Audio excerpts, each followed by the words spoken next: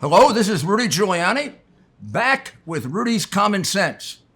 Today's episode, I think you're going to find unusual and very exciting and very mind-expanding because we're in the middle, or at the beginning of, a very, very important week in America. And probably hasn't gotten the attention it deserves, but back last year, toward the end of last year, when President Trump signed that whole big Coronavirus Relief Act, there was something in it that was easily as important as that. And it was called the Intelligence Authorization Act for fiscal year 2021. It was part of that big spending bill.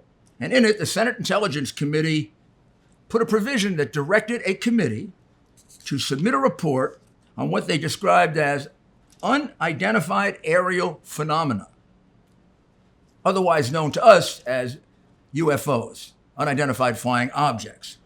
And they were given 180 days to submit a report. Now, the reason for it is, in the year or two leading up to that, very major breakthroughs had occurred.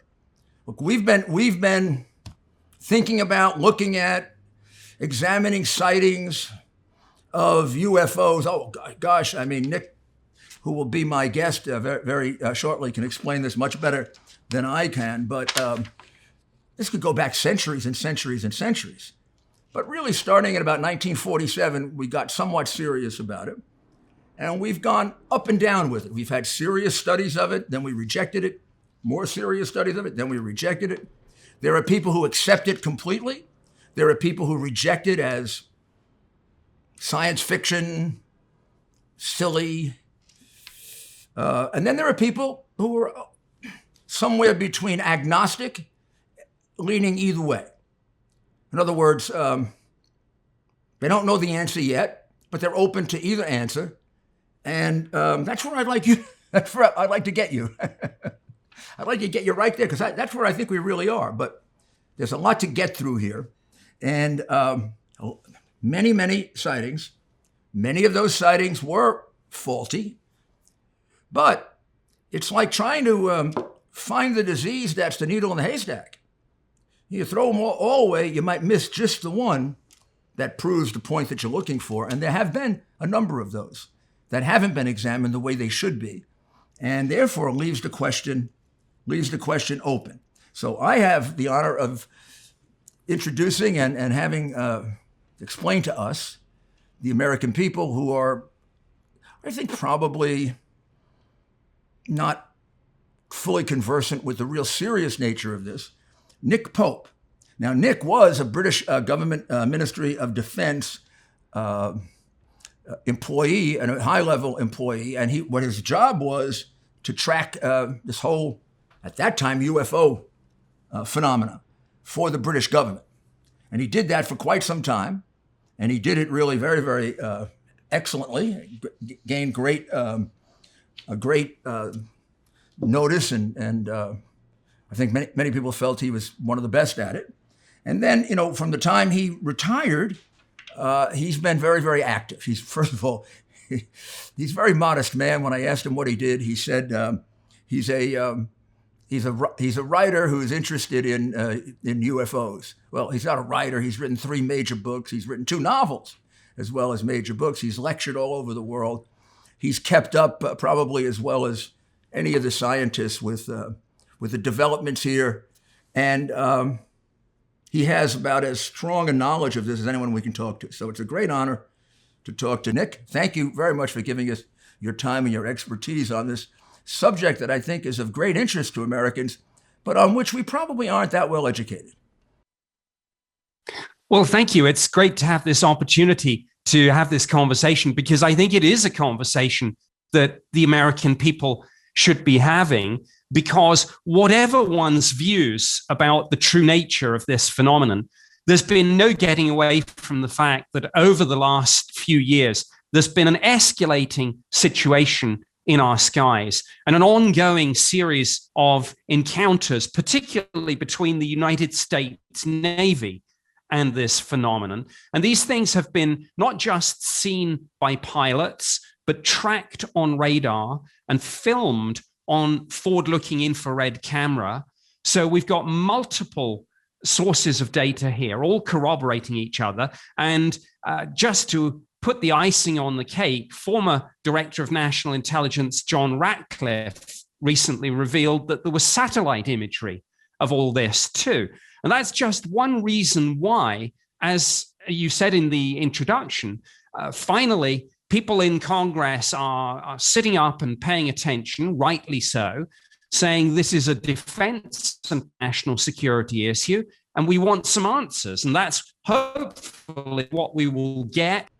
Well, this is a very, very exciting week, and there's been a great buildup to it because, if I recall correctly, the law asking for this was passed toward the end of the Trump administration, I think maybe in December of last year. And the committee was tasked with coming back with a report to educate the Congress on what this is all about. So there are tremendous expectations that have been built up on both sides. I mean, let's say the people who are skeptical and cynical about it are hoping that this blows a hole in the whole thing. And they write a report saying that anyone who even entertains the idea of a UFO or a UAP is some kind of a disturbed individual. And then there are people on the other side that hope that this will, definitively prove it. I suspect it's going to be somewhere tilting one way or the other, but not that definitive. So I want to get the American people ready for, what they're about to hear and how to evaluate it. So how did you originally, when you first went to work, or you were working with the British Ministry of Defense, how did you get involved in, would we call it tracking UFOs or making records about them and determining, their validity? Yes, I fell into it almost by accident. I was given this job really as another posting in my Ministry of Defense career. I had no prior interest in the subject, no particular knowledge or understanding of it. To me, I was just told this is going to be your posting for the next 3 years. I researched and investigated the phenomenon. My brief was to determine whether there were really any defense implications of all this, assess the sightings, judge whether or not there was evidence of any threat. And we got into some quite interesting debates about that, because there was a faction really who thought that this was all not perhaps something we should be devoting a lot of time and resources to, but another faction, which I absolutely sided with, who said, look, if there's anything unknown in our airspace, particularly if it is seen by pilots, tracked on radar, etc., then we should be making every effort to determine what it is. And it's better to assume that there's maybe a potential threat and be relieved if one doesn't materialize than the other way around, to think everything's fine and then get caught out if it's something else. And now we don't know for sure what we're dealing with here, and maybe there isn't one neat solution to the UFO mystery. We could be dealing with secret black program technology, prototype aircraft, missiles, and drones. Maybe some people say our own technology, left hand, right hand, typical bureaucracy. Others say maybe a foreign adversary.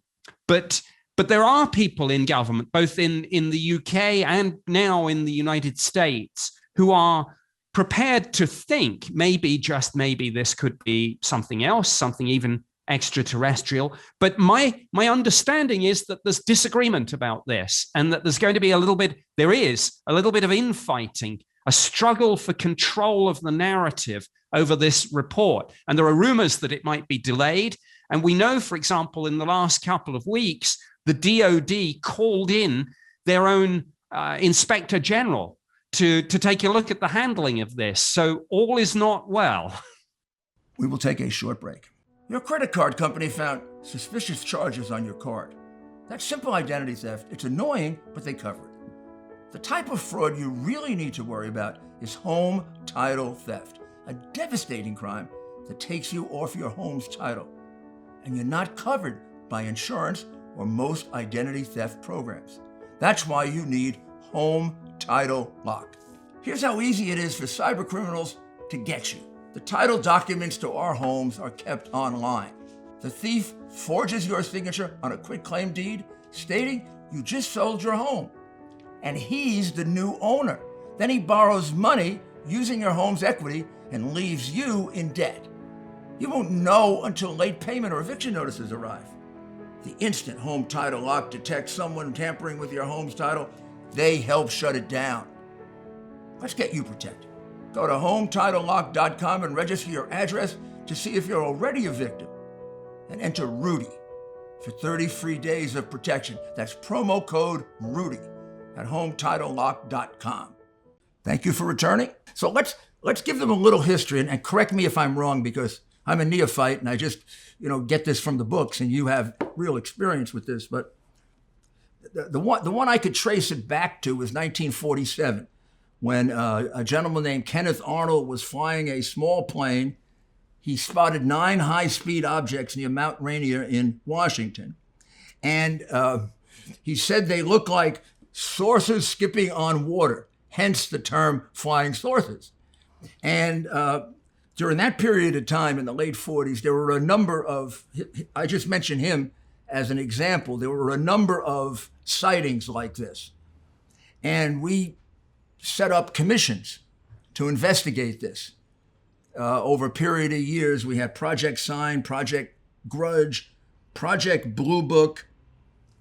So skip ahead to 1969. Project Blue Book had gone through 12,000 sightings. And I put them in 2 categories. Identified, in other words, they had an explanation for them, and unidentified, insufficient information. But they concluded they were no danger. Now, if there's an object up there, and they say about 6%, and 6% of 12,000 is a big number. If 6% of these objects, we don't really know what they are, don't we have to find, am I simple-minded, or don't we have to find out what they are? We absolutely do. Your assessment is spot on. If there's something in our airspace, and if we've done a detailed investigation and found no conventional explanation, and we have strong evidence that these things, whatever they are performing speeds, maneuvers, acceleration that leaves the cutting edge of our own aerospace technology standing, then absolutely we need to get back into the game and find out what we're dealing with. And of course, the position of the United States government after 1969 was quite interesting, because they said, we're no longer investigating and researching the phenomenon. And a lot of people said, well, that's not very likely. And of course, a few years ago, it was revealed that the US government was indeed looking at this, as you would expect, that there was this program called ATIP, Advanced Aerospace Threat Identification Program. Yes, of course, right. That was a program that former Senate Majority Leader Harry Reid was instrumental in setting up. It was then embedded in the Defense Intelligence Agency. They put out a lot of the work to contract.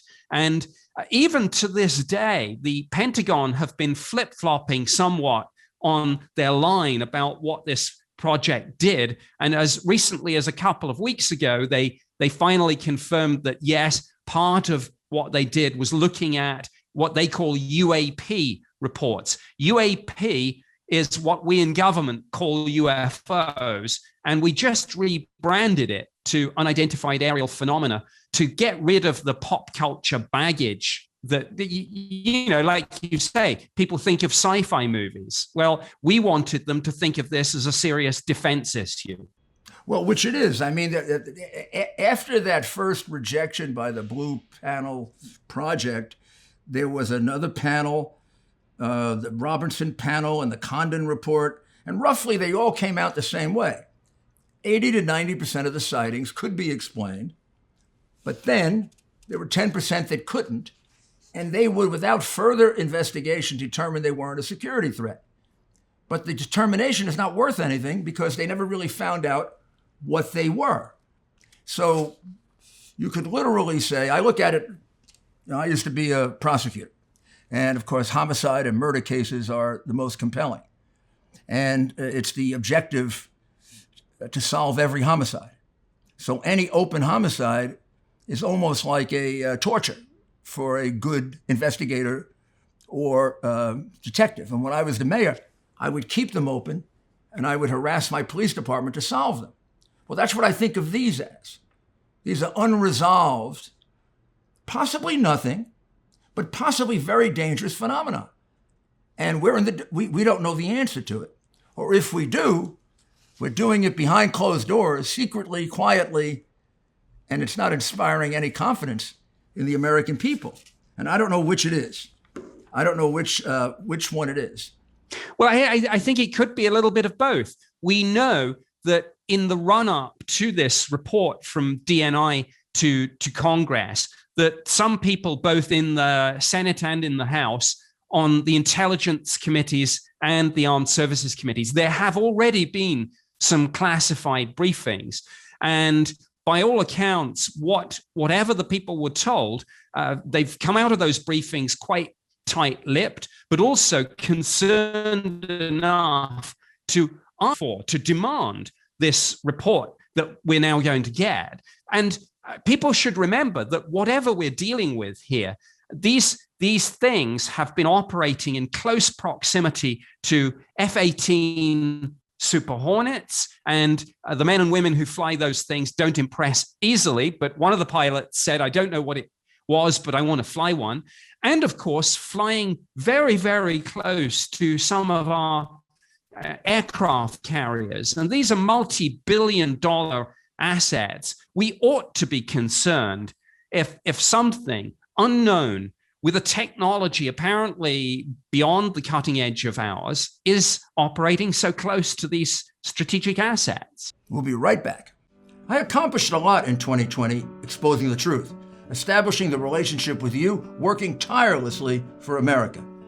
And I came to know the work and value of the people at American Hartford Gold.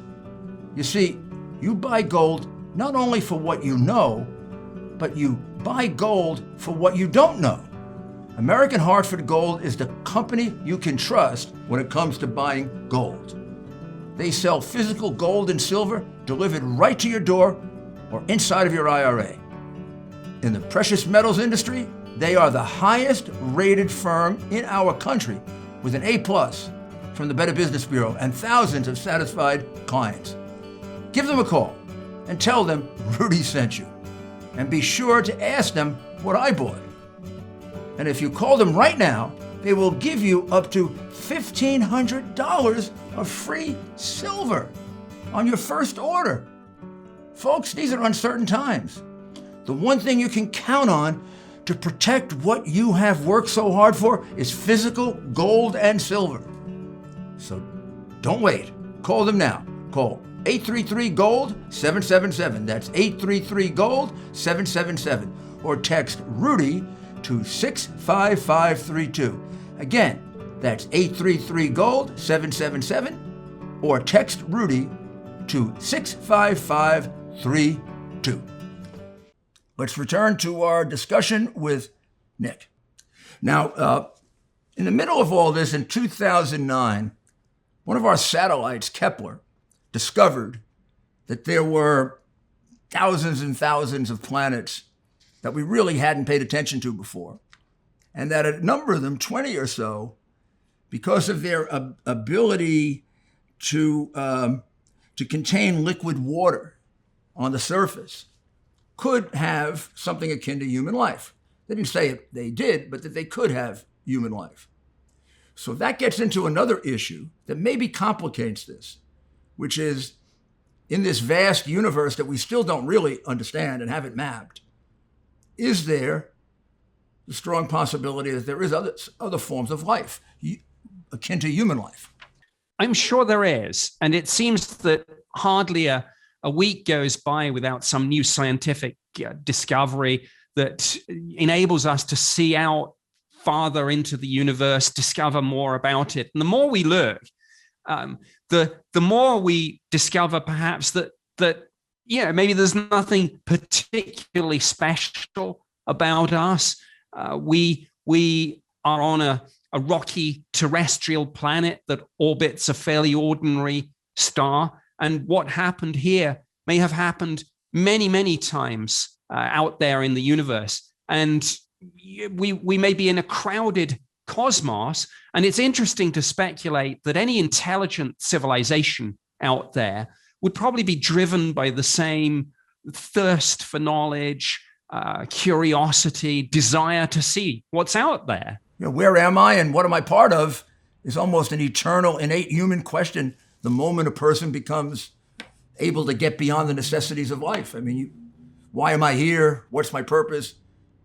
When you look up in those big stars and you start to realize that it isn't just empty space, it's very crowded, right? Those are questions that emanate, and they have to be pursued. But I thought the Kepler discovery didn't get the attention that it deserved. I mean, all of a sudden there was evidence that there's realistically some planets that might be similar to ours, and it seems to have been, I'm not going to say buried, but not given the significance it deserves. It almost seems like the government doesn't want us to speculate about these things for fear that they may be pushed to do things they don't want to do. I just don't understand what the fear is, although I think it's changed. You must have confronted that even in Britain, right? Yes, I think a generation or so ago, people might have been less able to handle this. But now, whether it's through the advances of our telescopes showing us, as you say, we're almost like closing in on shadow Earths out there, or whether it's opinion polls showing that people consistently have high levels of belief in alien life, extraterrestrial visitation, and a lot of people in association with that think that governments aren't perhaps being as forthcoming as they might. But, these are some of the biggest and most profound questions we can ask ourselves. And let's make no mistake about it. If any of this, and I say any of this, turns out to be true, the skeptics have to be right every time. The believers only need to be right once, and everything changes. And this would fundamentally change, I think, every aspect of our lives: politics, religion, science, technology, economics, the military, philosophy. Everything would change. What could be more interesting and exciting than that? And I think it is worth having a conversation about that. So it seems to me that the big breakthrough was last year. It had been coming for some time when the Pentagon finally released. There had always been, well, let's just go back a bit. There had always been leaked video of objects that pilots, experts would say either were unidentified flying objects or were very, very curious, very dangerous, had to be studied. It was really hard to analyze those videos because they really have to be analyzed by experts. But then on April 27, 2020, I believe it was, the Pentagon released 3 videos that go back a bit, I think to 2007 and maybe 2017. And they had been leaked before, so they weren't like news. But the fact that the Pentagon put them out seemed to me the government was now finally getting serious about an in-depth discussion of this. Fleet of them, look on the ASA. Oh my gosh. They're all going against the wind. The wind's 120 knots from the west. Look at that thing, dude.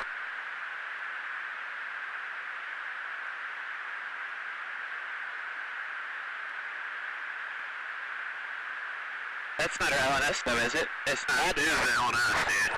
Well, if there's like... Look at that thing! It's rotating.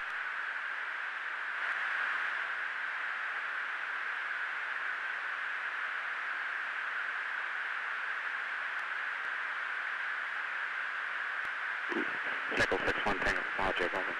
Oh, got it! Woohoo!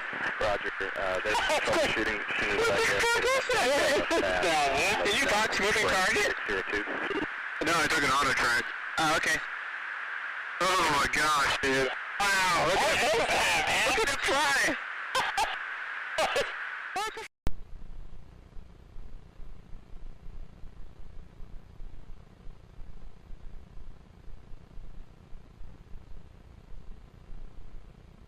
One of the problems with them is they're very intriguing, but to a layman, they're not conclusive. It's hard to know what those things are. We get some help from the Navy pilots and crew who describe them in a serious way, and these people are professionals. But how do we interpret that? Well, I think I would say two things. Firstly, absolutely, as you say, one of the critically important things about this is that the Department of Defense have themselves confirmed that this is real, put it up on their own website in parallel with issuing a press release about this. So beforehand, as you say, yeah, we've always had leaks and rumors, but now when you can see it on the Pentagon's own website, and when you can read their press release where they acknowledge that this is still unidentified, I mean, that is game changing. And in parallel with that, I think the other thing I would say to people to help them navigate this is that this is just the tip of the iceberg. The government, the military, the intelligence community have more videos. They have more still photographs. They have better quality videos. And my goodness, with the full resources of the United States military intelligence community brought to bear on this, they have some pretty good data about this. Maybe if they don't still have an answer, that's fine, but they see a lot more. They have a lot more than we see just by looking at these videos. So I think, and hardly a week goes by the way, without new material being leaked. And sure enough, every time material leaks out, the DOD fairly quickly at the moment are confirming, yes, this is genuine US Navy footage, and no, we don't know what it is. And yes, it is being considered by this body that they have set up in Office of Naval Intelligence called the UAP Task Force. They're looking at all this. And that's a big change, because in the past 30 or 40 years, anytime anything leaked, whether it was photos or videos or information, the government would take a hands-off approach, not confirm it, not deny it. Some of it was classified. So I thought this step in 2020 was a big step to actually, even if they weren't definitive, to actually release these 3 videos and take ownership of them and say, yes, these are government-produced videos by professional expert pilots who, when you listen to the dialogue, conclude that they are observing something serious. They don't know what it is, but they're quite concerned about it. The first one was back in 2004, which is quite some time ago.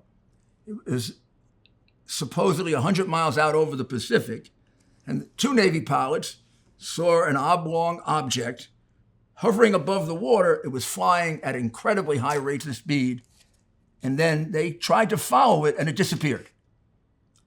And they reported it because I think there had been 4 observers. One of the pilots said if she, I think it was a female, if she were the only one to have observed it, she'd have been afraid to report it because they might think she was crazy. So I think that attitude existed back then, that if you see something and you're the only one, they're going to think maybe you're having a hallucination, which is a shame. Yeah, because these pilots, these are some of the best sightings we have, and dating back decades, there have been these encounters. And it's difficult to put a figure on it, but I would say, both from my own work at the Ministry of Defense and tracking this subject since, for every report we have from a military pilot, there are probably 99 people who've had encounters and haven't come forward for precisely the reason that you articulate. They're afraid that people would think they're crazy. They're worried about adverse career implications. They're even worried about psychological evaluation because there was such a lot of stigma about this. And I think when the government did this in 2020, putting out the video, they removed a lot of that fear, which is a good thing. I think at least they said, we're willing to consider these now, and you're not going to be written off as a kook if you bring it forward. In this particular case, there were, I believe, 4 witnesses, 2 that were right on top of it. And one of them makes the comment, it accelerated like nothing I've ever seen before. So many of these things that are observed are going at extraordinarily high rates of speed, I gather, which is part of the reason why they're blurry. Yes, and these top guns don't impress easily. So when they start, making these statements, and 2 of the 3 videos that are best known have soundtracks, and you can hear the people whooping with excitement and things. And again, that tells you something about what they're looking at, that it's impressed them. Well, I mean, there's actually 2 that were released as part of that go back to 2015, and that has quite a bit of dialogue with it, including, look at how fast that thing is going, dude, and what is that? You can hear a little concern in their voice as they're. If I'm up there and this thing is moving around so fast and I don't know what it is, I'm going to be pretty darn. I want to know what it is, right? What's this thing flying around me, right? And in fact, I think in one of the dialogues, one of the pilots concludes that for a while it was following them, that it was tracking them. So, I mean, this is very detailed discussion by professionals. Yes. And again, it speaks to the defense and national security issues. We're supposed to be following them, not the other way around. So when something's following you, we should be a little bit concerned. And these elite top guns, if they can't catch something, and if they can't identify something, it's no wonder that Congress is finally saying, we need some answers on this, and we need them fairly quickly. Well, this all culminated then in December 2020 when President Trump signed the 2.3 trillion. Excuse me, I have a hard time with the billion trillion. $2.3 trillion COVID-19 relief bill. In it was the Intelligence Authorization Act for fiscal year 2021, and that required a report to the Senate Intelligence Committee, which is the one that now is being worked on, possibly finished, and I guess being debated as to when it's going to be released and how it's going to be released. But in the buildup to this, there have been a couple of other developments. There was a very, very provocative 60 Minutes program with Bill Whitaker, and he went over some of the history of this. And in that, he spoke to a gentleman named Luis Elizondo, who had, like you, worked for the government on tracking and keeping track of UFOs, even though he had been in a totally different branch of the military first and didn't know anything about it. And he had been an intelligence operation officer in Afghanistan, in the Middle East, and other places. So this is a very, very skilled man. And he had also come to the conclusion that there was something to this. But they closed down his office and basically got rid of him, and now he's working in the private sector. So there are 2 conclusions I come to about that. Is the government just trying to stop research into this? George, do they want the research to be so deeply hidden that they're going to take it from people who seem to get too far into it and put it into a deeper cavern so that there's no speculation about it until we can be sure? I have a hard time with that. I don't know which is the case. Well, I think Luis Elizondo, who I know, is a true American patriot, and he looked at this subject and he thought we should be doing more. And I think it goes back to what I was saying about there are factions when it comes to this subject. And he was, I suppose, broadly speaking, in what you might call a believer faction. But there are other factions too. And that's why I talk about this as being a bit of a struggle for control of the narrative right now. And you mentioned the report. The report has to be unclassified, but it can have a classified annex. So I think there's a debate about how much the media and the public will get to hear. But I mentioned the fact that the DoD have called in their own inspector general on this. I think in part due to some statements that have been put out about Luis Elizondo himself. So there's a little bit of unpleasantness going on. Is he being attacked the way it happens sometimes when the government doesn't particularly appreciate disclosures that may be true but uncomfortable? Yes, I believe he has been the subject of some attacks. Oh, that's a shame. Well, so some of the initial statements coming out of DoD Public Affairs even denied that ATIP looked at UFOs at all. Now, as I say, in the last 2 or 3 weeks, that position has been reversed, and there is now an acknowledgement that they did look at UAP reports. But you know that there's a really interesting letter. I'm going slightly off topic, but I think this is important. It goes back to what you said about the universe. When the DIA first wrote to Congress, when the news of this ATIP program came out, this letter was sent in January 2018, they said, yes, we did this study called ATIP. They tried to spin it as being about next generation aerospace threats to the United States, which in one sense it was. But one of the papers that they produced, one of the studies that they did, was about something called the Drake equation. And the Drake equation it's like a thought experiment. Its only purpose is to estimate how many communicable civilizations there might be in the galaxy. Well, if this is about foreign adversaries, aircraft, missiles, and drones, why on earth would you have a paper about how many civilizations there might be in the galaxy? You know, the interesting thing is, Nick, that in all the sightings, and of which now there are thousands and thousands and thousands, some of them dismissed, some of them unidentified, some very, very suspicious, there's been no real exercise of force or attempt to exercise force, or unless it's being hidden very carefully, if there is, and I put a big if in front of it, if this is some other form of human life, at least they haven't yet demonstrated hostility. I don't know of any credible evidence that there's been some kind of hostile attack.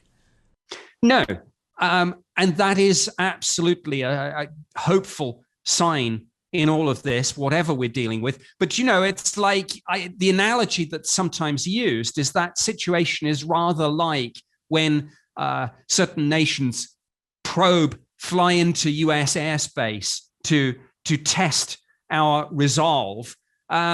You can say, yeah, they don't open fire, so there's no overt hostility. But I don't think anyone would say that isn't concerning and that isn't treated as a potential threat. And I think that's the situation we're in here with these UFOs, UAP, whatever terminology we choose to use. No overt hostility, but we should be concerned enough to make a proper study of this, which is happening, and to do. I mean, people in the UFO community, if I can call it that, talk about what's happening now in terms of this is disclosure. And I say, well, it's not really disclosure. Think of this as being a full intelligence assessment of the phenomenon. Now would be a good time for a short break. I've been sleeping on my pillows for some time. I love them. They're simply the very best pillows ever made. But I just found out that they also have a wide assortment of other incredible products like their mattress toppers, sheets, towels, and slippers, and more.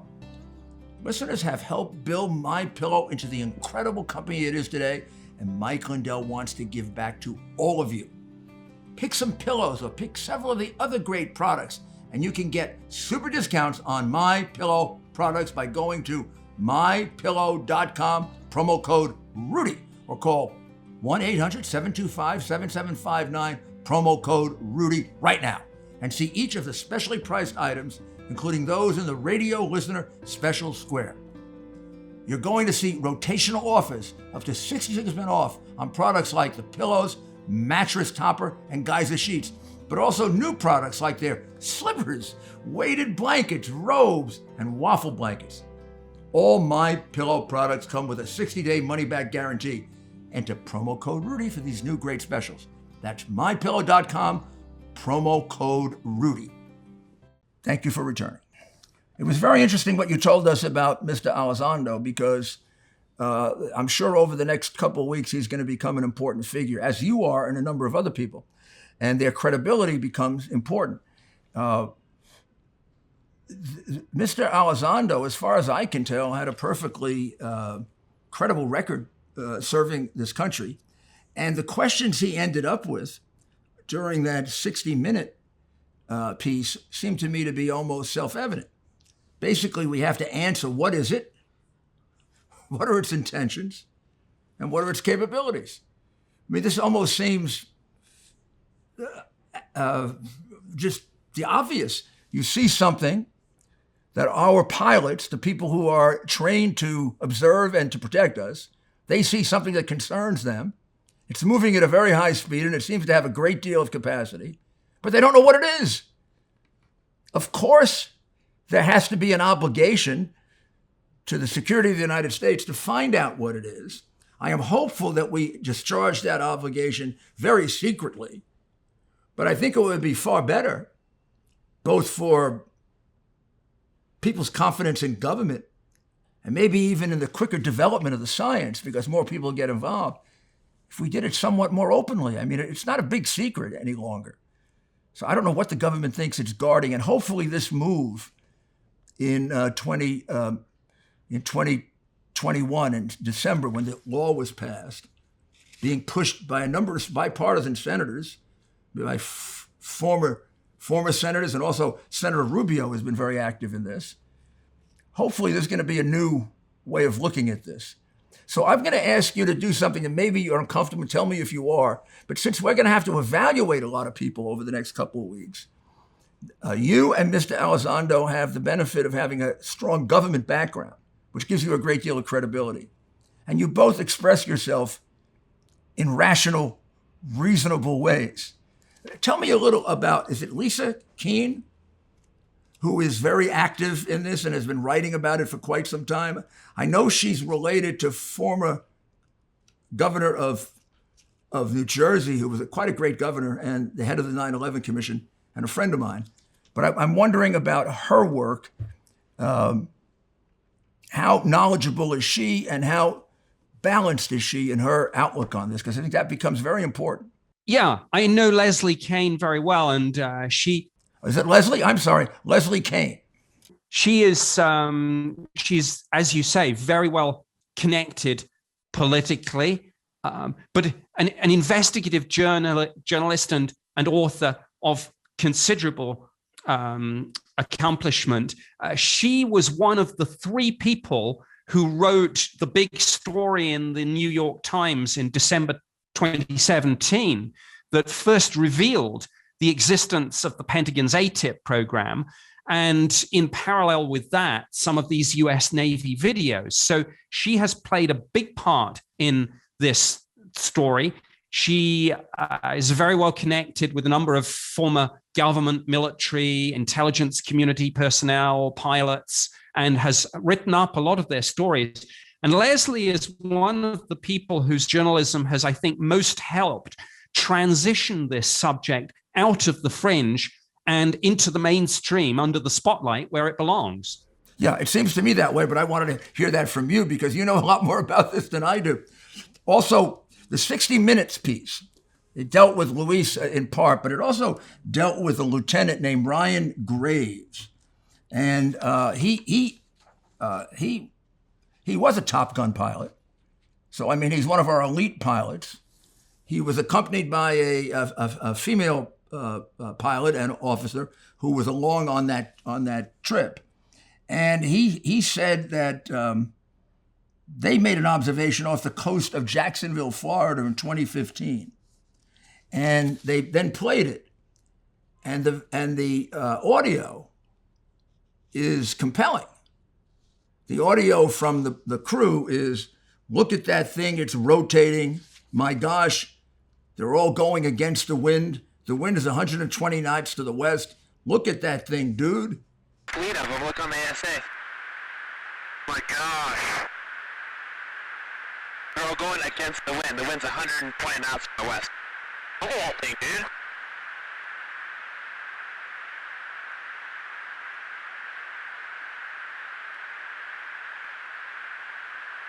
That's not our LNS though, is it? It's not. That is the LNS, dude. Well, if there's like... Look at that thing. It's rotating. So, I mean, you can see it on the monitor. It isn't Hollywood perfect, right? So, you could argue over what it is, but then when you hear the experts talking about it, this is obviously something to be concerned about. And they go into great detail, does Lieutenant Graves, to describe it. So, I mean, you can't just dismiss this. This is a Top Gun pilot, excellent record, accompanied by another Top Gun pilot, and there were two others who saw this. It goes back to 2005, and we still haven't figured out what it is. Yeah, and these pilots who are now going on the record are just a handful. There are many, many more out there. Some of them, I think, will come forward over the next few weeks and months. Some of them, interestingly, there are a lot of reports as well in the civil airline community, a lot of commercial airline pilots. Yes, I saw a few. That's interesting because the airlines still have a policy where, I don't know that they've put it in writing, but it's certainly not looked on too kindly when pilots start speaking out on their stories. One or two, it leaks out from time to time, particularly when there's... If I were a pilot for, Delta, and I came home and I said, I have a report I want to file on what I believe is a unidentified, I'll say it the politically correct way, unidentified aerial phenomena. They might think I was kooky. Yeah, and there's this mistaken idea that I think passengers would be somehow, concerned or lose confidence in the airline. Well, I wouldn't. I'd far rather fly with a pilot who's keeping a good lookout, and if he or she sees something odd, reports it. I'm with you, Nick. That's the kind of pilot I want to fly with. That's the kind of airline I want to be with, one that's open, honest, transparent, and it's obvious there's no doubt now, beyond any doubt, there's something out there going on. Or it may be more than one thing going on. I mean, it's easy to say it's one thing and we're looking for one explanation. There may be more than one explanation. But the thing you can be sure of is we haven't investigated it to the extent that it should be investigated for our national security. And if we have done it, we've kept it dreadfully secret so that we've frightened the living daylights out of people. I was really struck by right last week, a gentleman named Jeremy Corbell seemed to me, in terms of public relations and making more drama, he picked exactly the right time to do it. So I also want your assessment of the seriousness of it. He released this video about a week ago, and it involved also something that had been leaked earlier, but now played again. And it was an attack by a number of objects on the USS Omaha. And that was outside of San Diego. OD, if you can write a general lat long where we're at. Yes, sir. And then the number of contacts you got, get the course and speed meters off them. Copy. You know what I mean? And roll to position to us. Make bearings. Might be helpful too. Eyes up. Eyes down. DSM2, maintain track as best you can. Track 781 just sped up to 46 knots, 50 knots, closing in. Oh, actually 38 knots. Holy shit, going fast. That one's pretty much perfectly 000 relative, right? Yeah. 263 at 3 miles, 55 knots speed. And he's released clips in the past. He released a clip of an attack on the USS Russell that the Defense Department actually credited. So have you had a chance to look at those, and could you tell me a little about his work? Because I imagine we're going to hear quite a bit from Jeremy Corbell. Sure, yes. He's a passionate filmmaker with an interest in this, who, again, like many of the people involved, just think this deserves to be front and center. The American people deserve better than they've had on this subject, and should have enough information given to them so that they can make up their own minds. And Jeremy has released these videos. We don't know, of course, where he's getting them from. I mentioned earlier that some people in the system are maybe leaking a few things, and that this is a sign of some of the disagreements. But what's being leaked, it's important to stress, what's being leaked is unclassified information. So none of the people involved. Yes, they make that clear. That's very good. And how would you sum it up, Nick? What should we be looking forward to, and what should we be asking when we finally absorb this? Well, I think what we can expect over the next few weeks and maybe months, because although I hope this report will come in any day now, there are rumors that it could be delayed.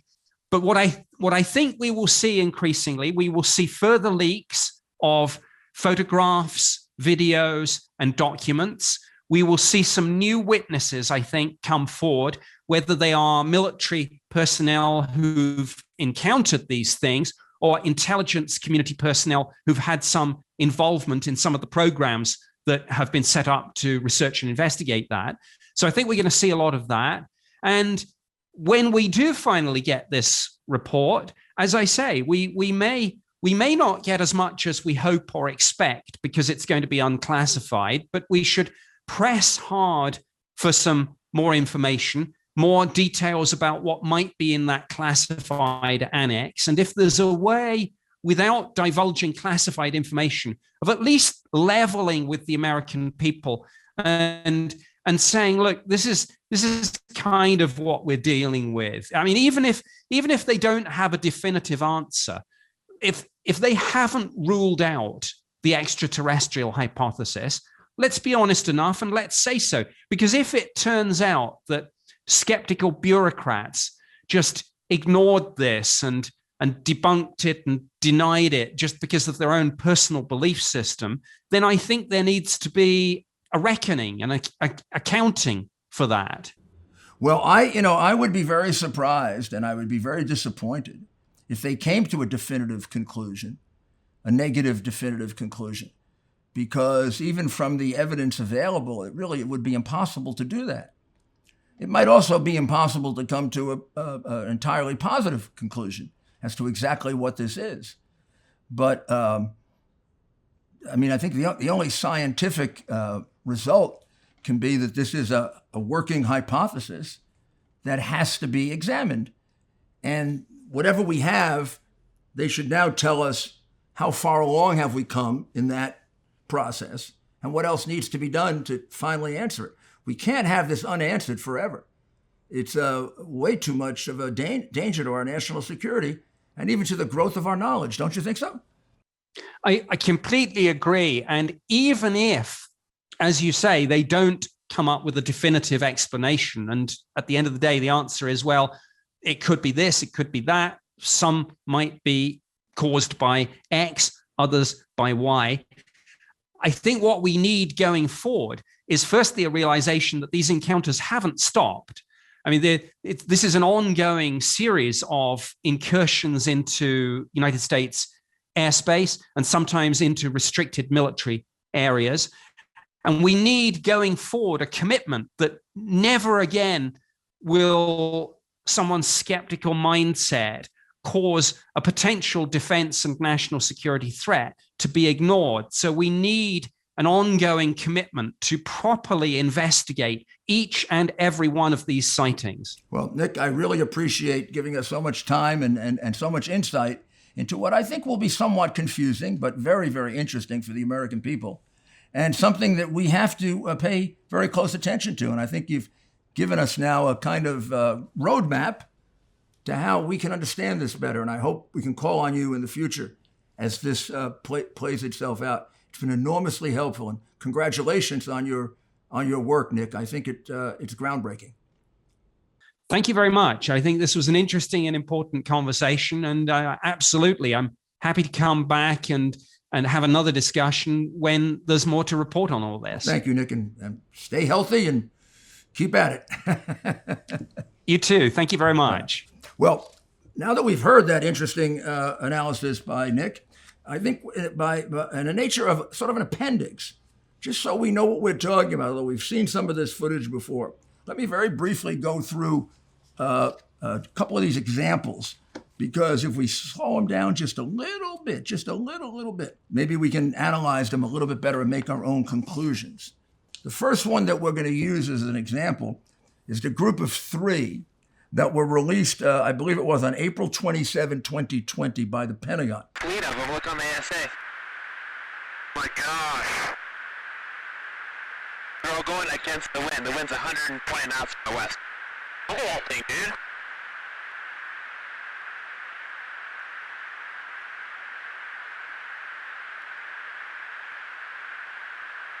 That's not our LNS though, is it? It's not. That is the LNS, dude.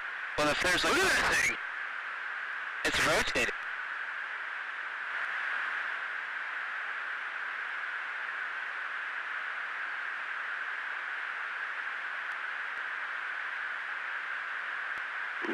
Nickel 6-1 Tango Logic, over.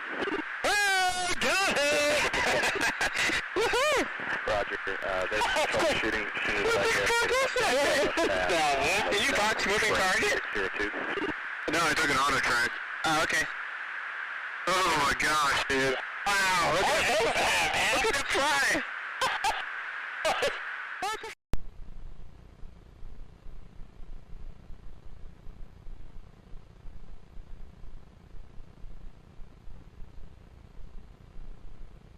I believe that was a real breakthrough, because up until now, there have been leaks of this material, leaks of these sightings.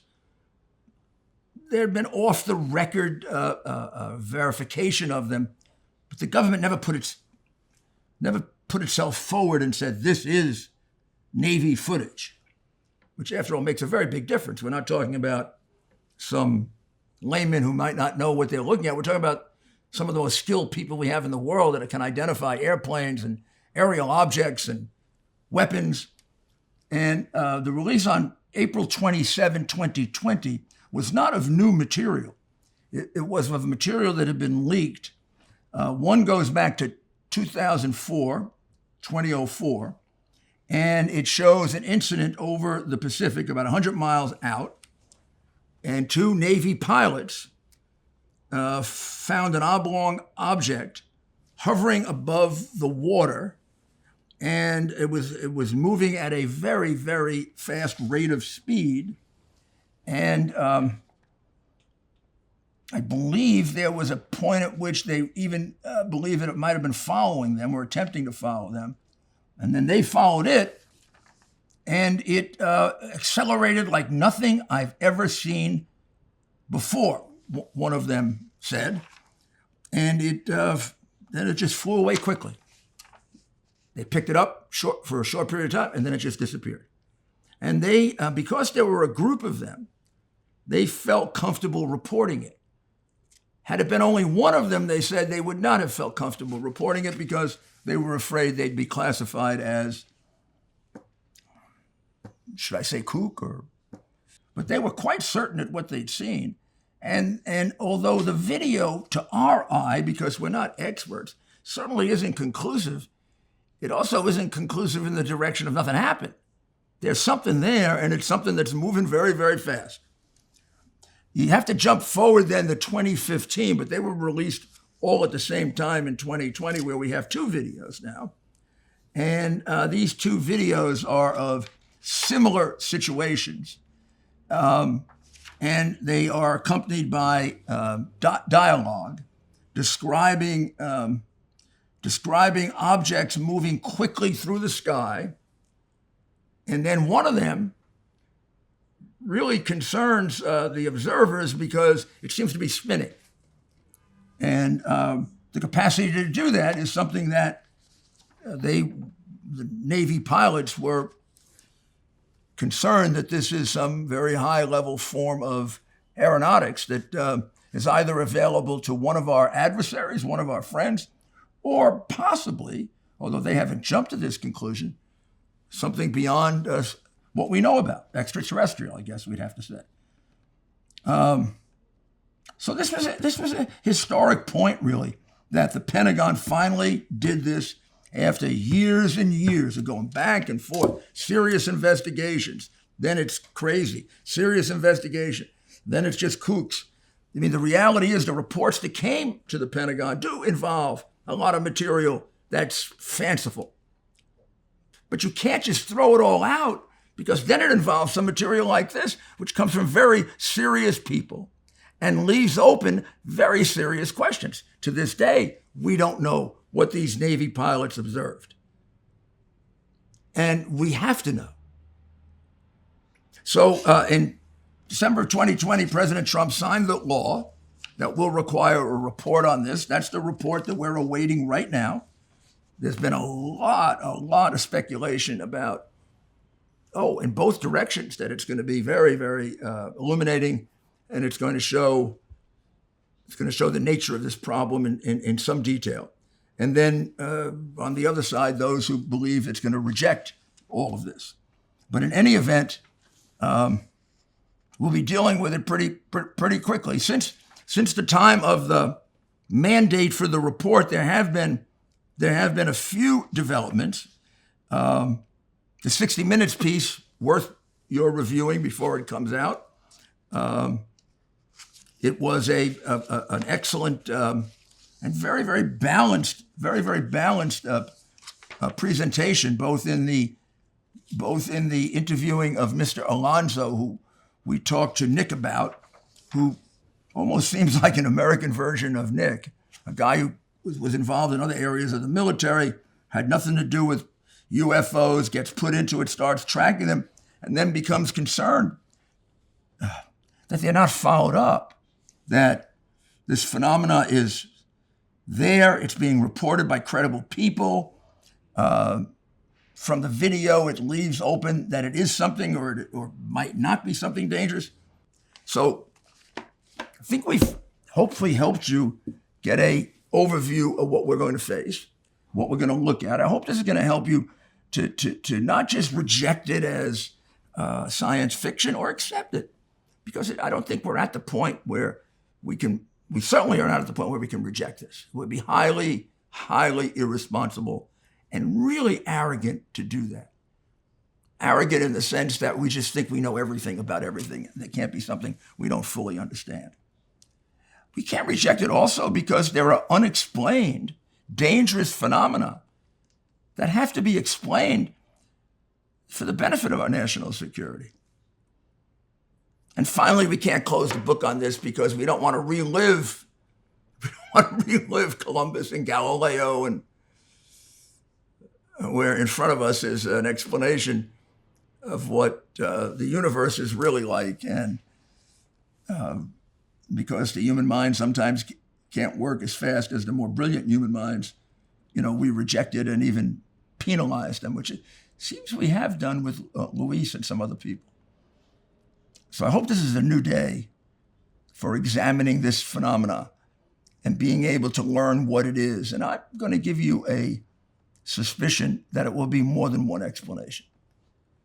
Don't think we're going to get one explanation of this. I know there's sort of a desire for the human mind to always want one explanation of something. I think this is going to be more complex than that. I think there are going to be different explanations, and then there are going to continue to be some that aren't explained. Reminds me a bit, I know it's a totally different area of cancer.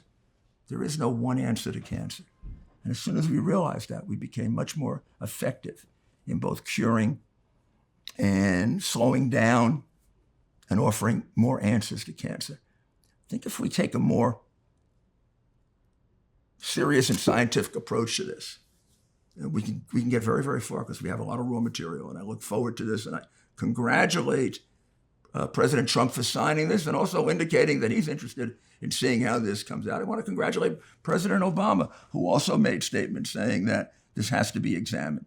It's gives a great deal of encouragement, to people on both sides when we have two people, Obama and Trump, who don't agree on much, who both think this is very, very serious and has to be looked at. So thank you very, very much for giving us this time. I know it's a little bit of a different topic, but it's about as important a topic as we're going to get to deal with. And I want to thank Nick very much for giving us all that time and expertise. He certainly was a good guide through a difficult subject. And we'll be back in a few days. And of course, we'll be covering this subject, and we are awaiting the results of this report as anxiously as you are. Thank you, and God bless America.